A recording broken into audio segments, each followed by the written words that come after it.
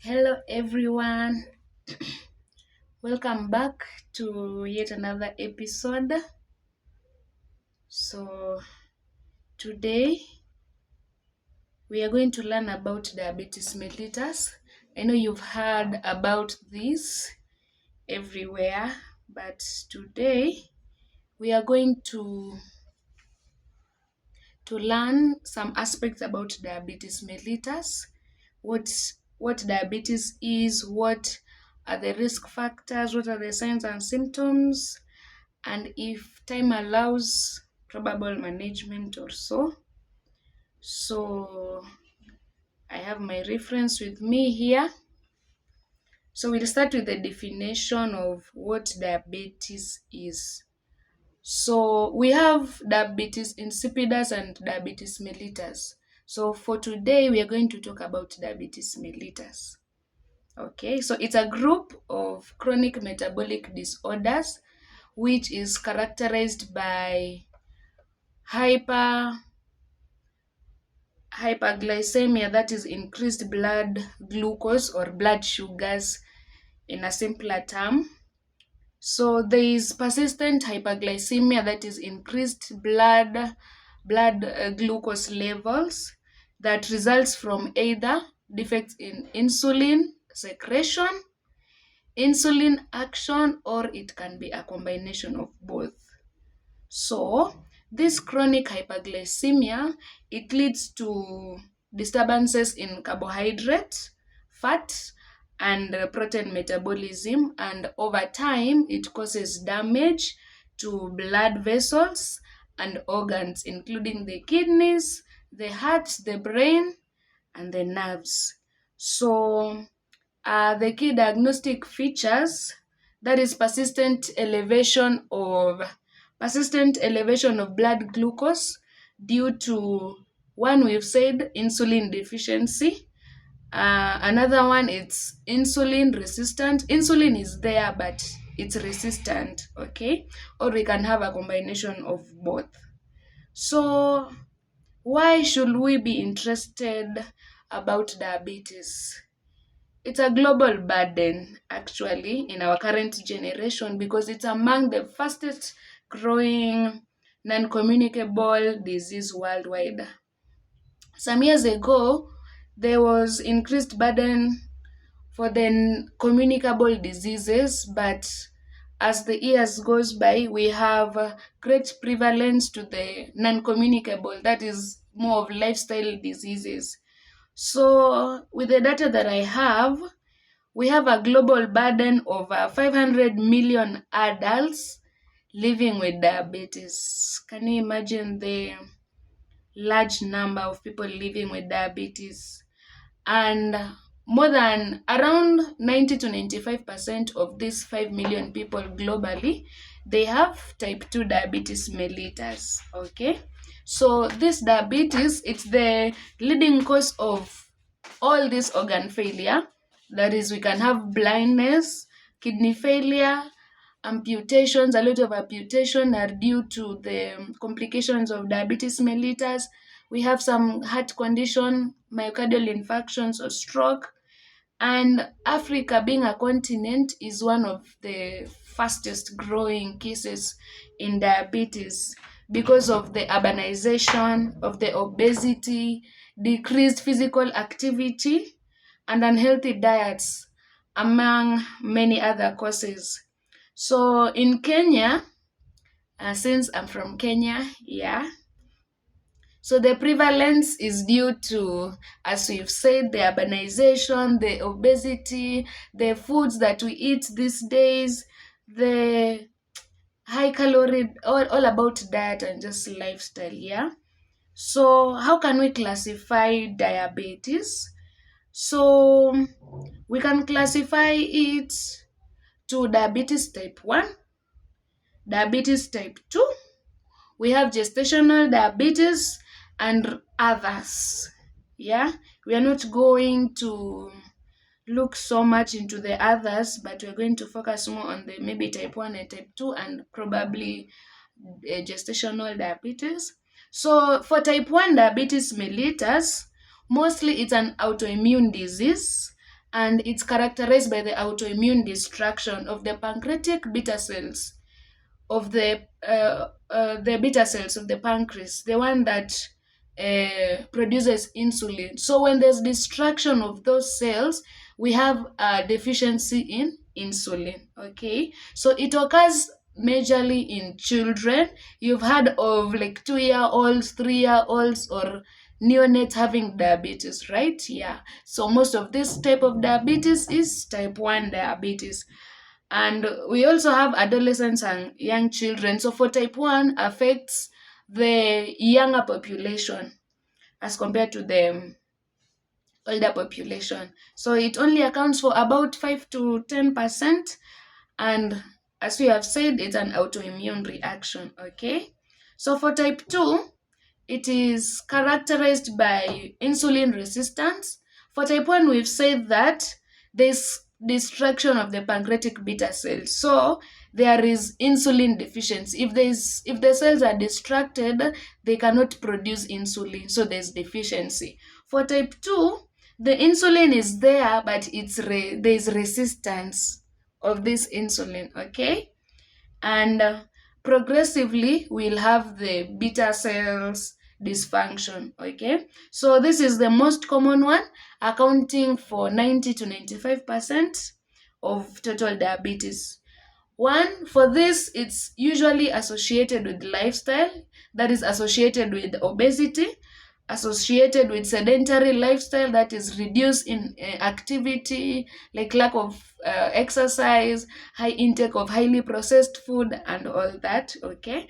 It can also be associated with family history, whereby in a bloodline or a family, we are having multiple cases of diabetes mellitus. So it's genetic, it can be passed from one person to the other, that are genetically related.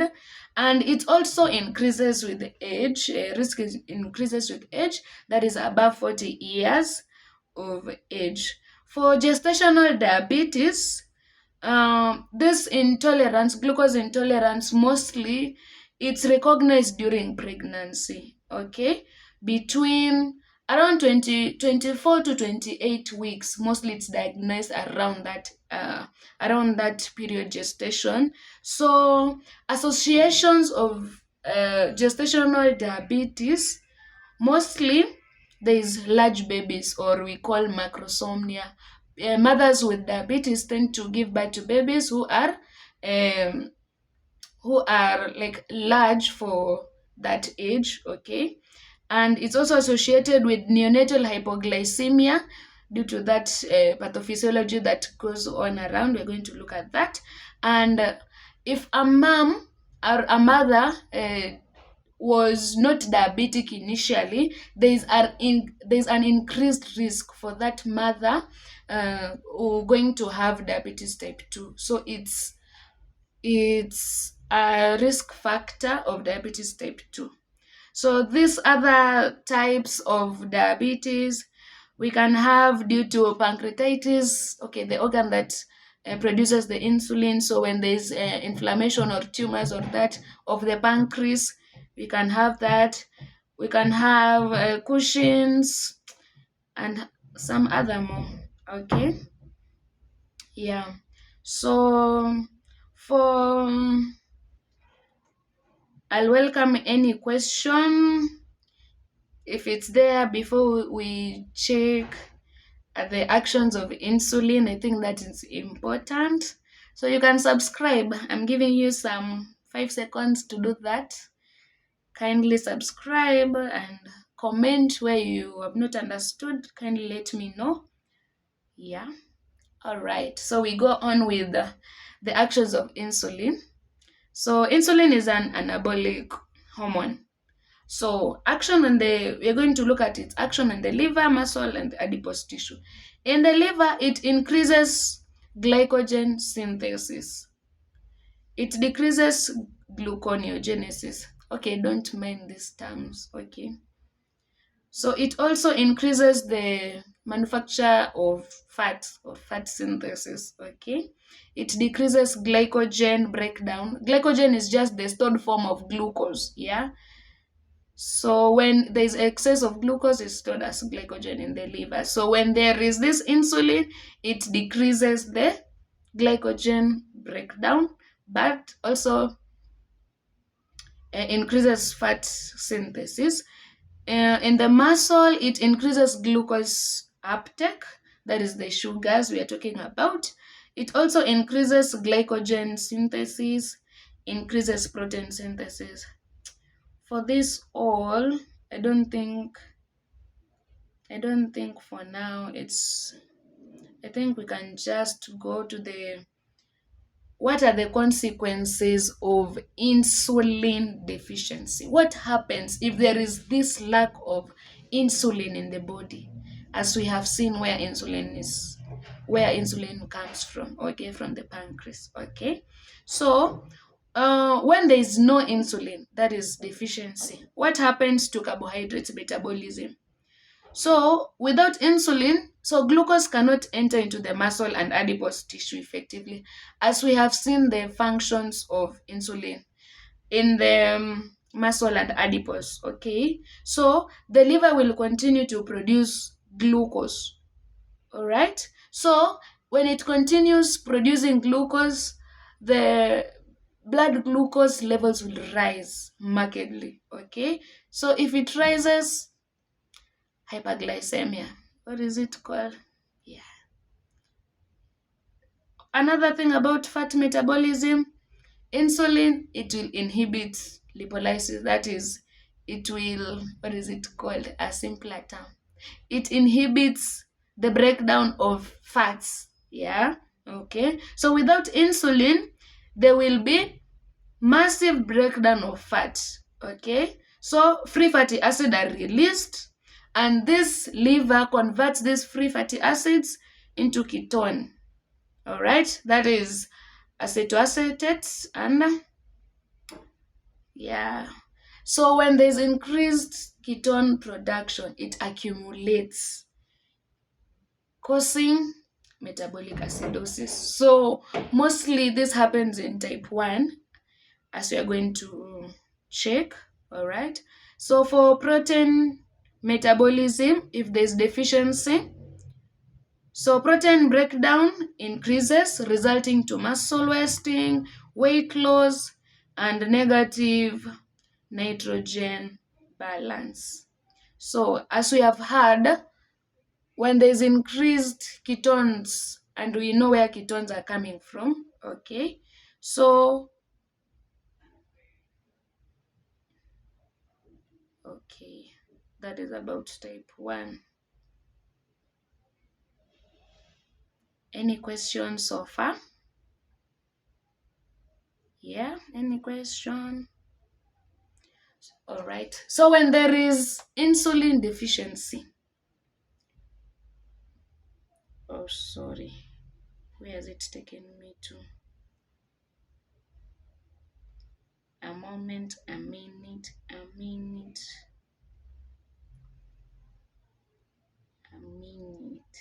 where was I? Okay.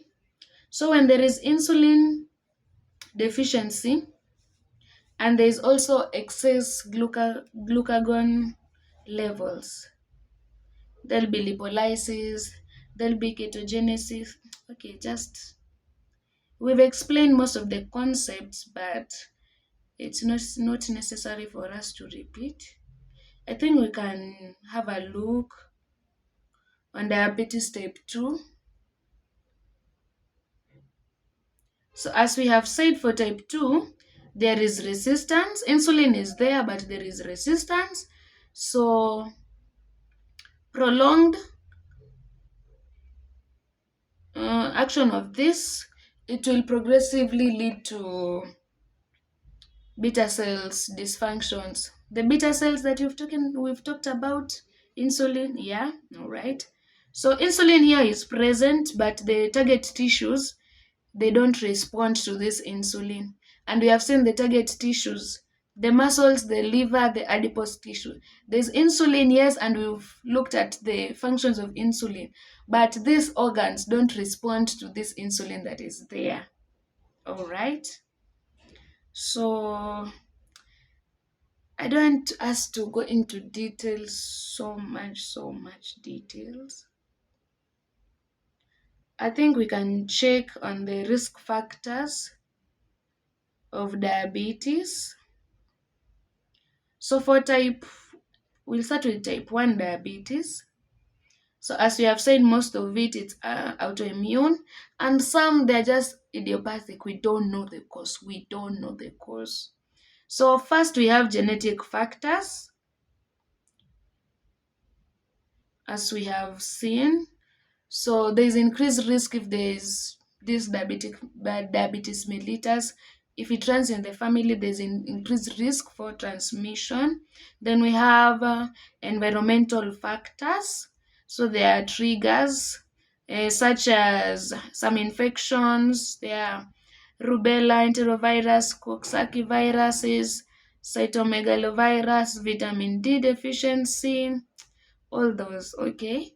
And the third, we have autoimmune disease. So as we have said that it's an autoimmune disease, so if you have any other autoimmune disease, most likely there's increased chances of having the diabetes type 1.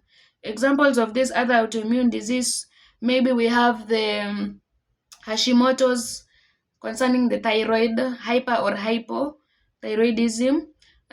We have Addison's disease, we have vitiligo, all those autoimmune, and the list is endless of those autoimmune diseases.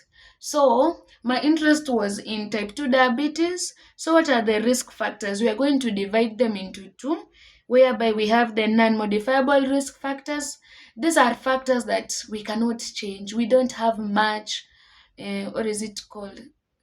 Like we can do nothing much about them. Okay, so this is age. As we have said that it increases with age. Above 45 years there's increased risk.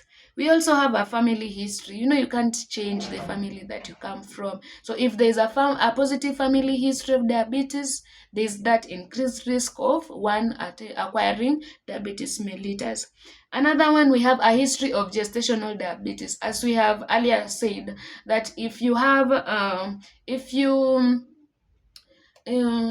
if you acquire diabetes during pregnancy, that is detected from 24 to 28 weeks of gestation, there is a probable likelihood of you attaining type 2 deficiency even after delivery. Okay, so we also have these other syndromes, polycystic ovarian syndrome, but for as per now it's not called PCOS, it's PMOS. Yeah, go and find out what that stands for. All right, so for the modifiable risk factors, when we have obesity, especially the central obesity, like obesity around here, the umbilical region, here, the lower part of the abdomen. That is what we call central obesity. We also have reduced physical activity. We have high calorie diets, excess refined sugars, smoking, alcohol excess, hypertension, that is high blood pressure, dyslipidemias, when you have disorders to these lipids. Yeah, there are a lot of disorders about that, those familial lipid disorders. Yeah, so what are the clinical features of diabetes? So symptoms will depend on the severity of this hyperglycemia, of this blood glucose levels.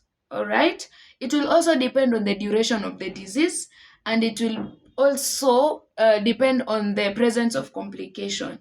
So the classical symptoms, we call them the three P's: polyuria, polydipsia, and polyphagia. What is polyuria?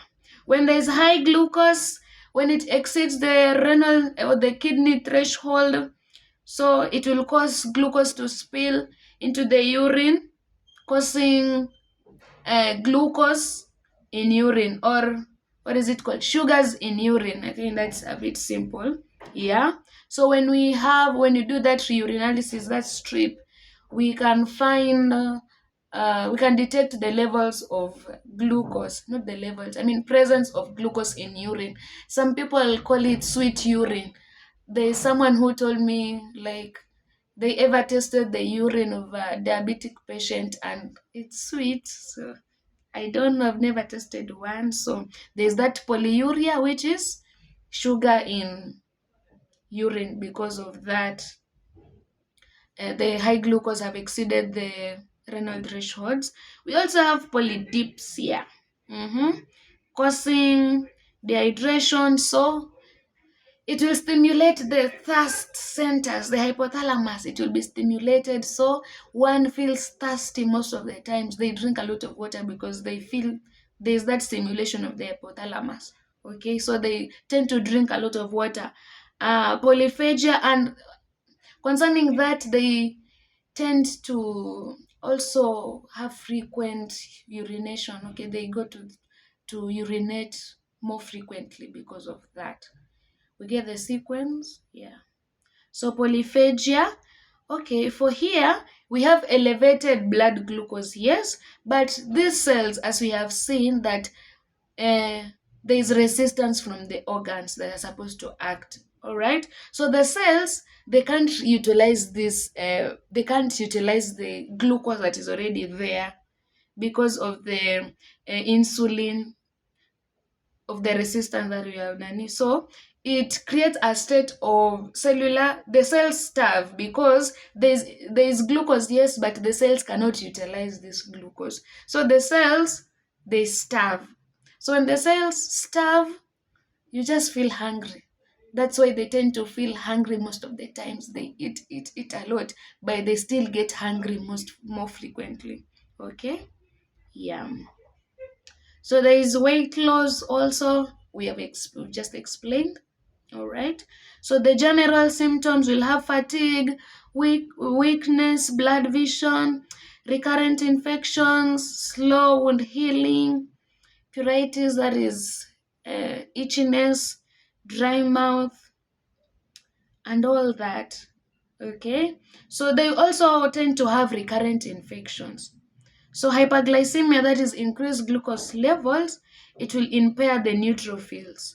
Neutrophils are just part of the defense mechanism of the immune system.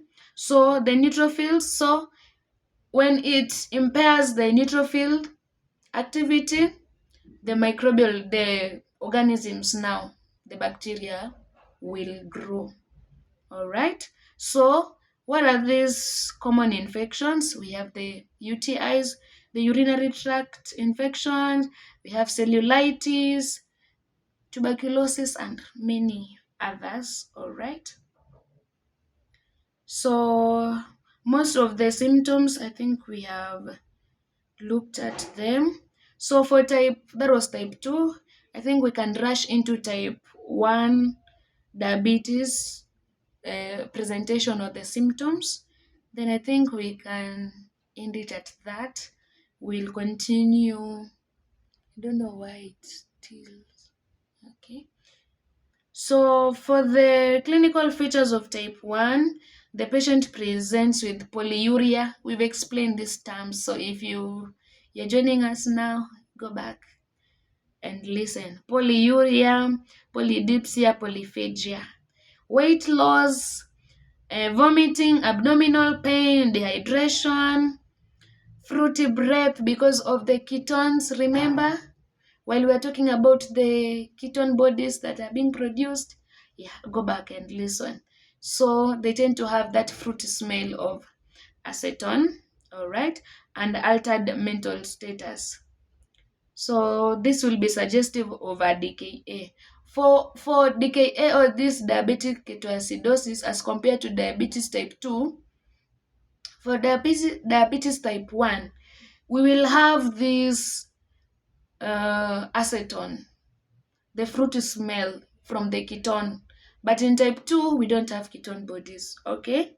And the Kussmaul breathing. So this is just a picture of the diabetic ketoacidosis because of the ketones being produced, okay? But in type 2, we don't have that. Yeah.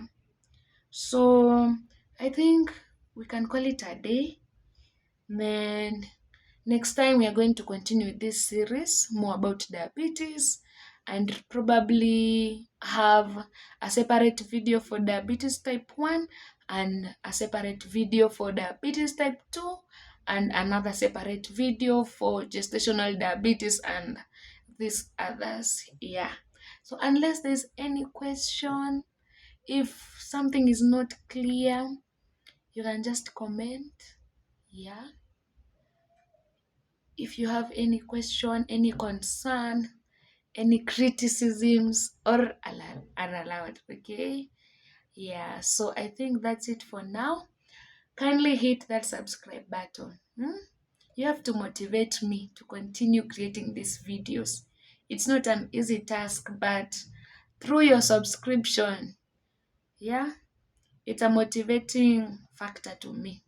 So kindly subscribe, comment, share to your friends, and yeah. See you next time. That's it for today. And bye bye. Thank you for watching.